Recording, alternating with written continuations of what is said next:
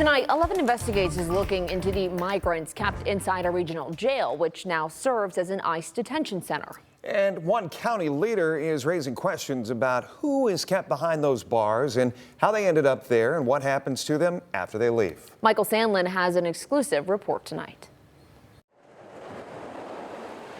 Local leaders have been raising concerns over migrants' rights at the Correction Center of Northwest Ohio. So digital reporter Carmen Ludwig and I wanted to find out, are they being treated humanely? Do they have any rights?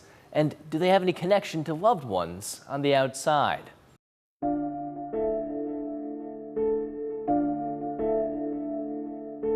Mexico, Guatemala, even China. People from dozens of countries are now locked in the Correction Center of Northwest Ohio.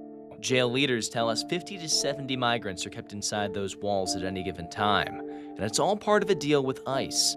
For every person CCNO holds, it makes a profit of $44 per day. That means tens of thousands a month. And the more people it holds, the more money it makes.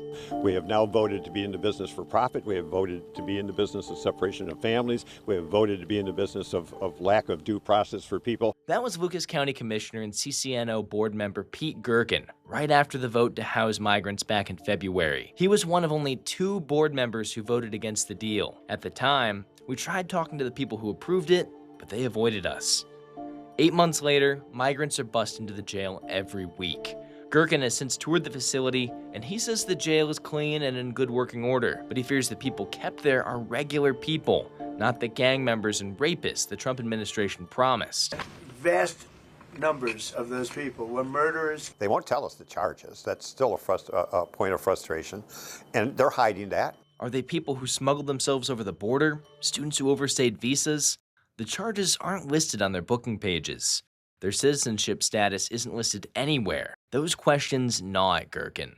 The secrecy around this and the intent of secrecy around this tells me that there's something wrong. So we scoured the rap sheets and found 23-year-old Fiamma, a detainee who was arrested in Sandusky and booked in CCNO on September 24th. She is a poster child of what's all wrong with this. Her Facebook profile states she's a college graduate from Paraguay who's been coming to the U.S. for 2 years.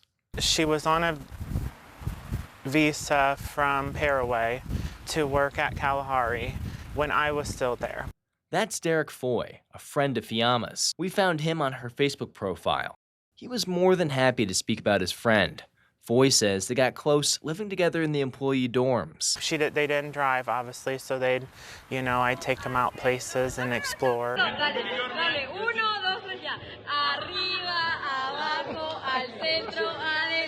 Nights on the town like this one led to Foy becoming one of Fiamma's best friends in the U.S.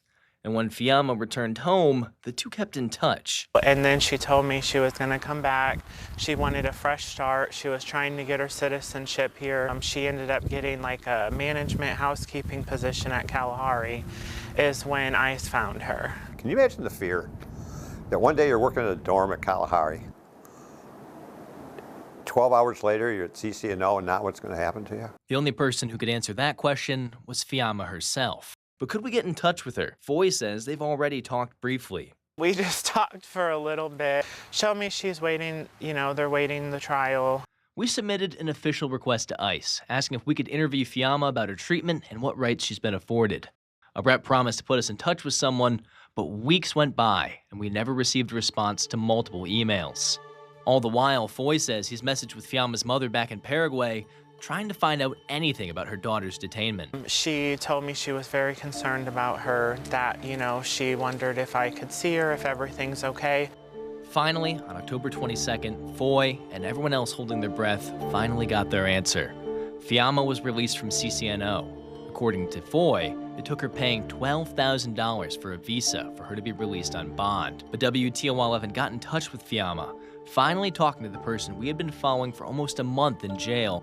And she tells us she did have all of her paperwork, saying she was already in this country legally, but according to her, ICE didn't care. That was Michael Sandlin reporting. WTOL 11 did ask Fiamma for an interview, but she said she couldn't find time to do it. We also reached out to CCNO administrators, but didn't get a response. We also reached out to ICE officials well before the government shutdown and didn't hear back from them either. In the meantime, Commissioner Gerken says he is waiting on a legal opinion on whether the prison trust fund can be used to ensure every migrant has legal representation.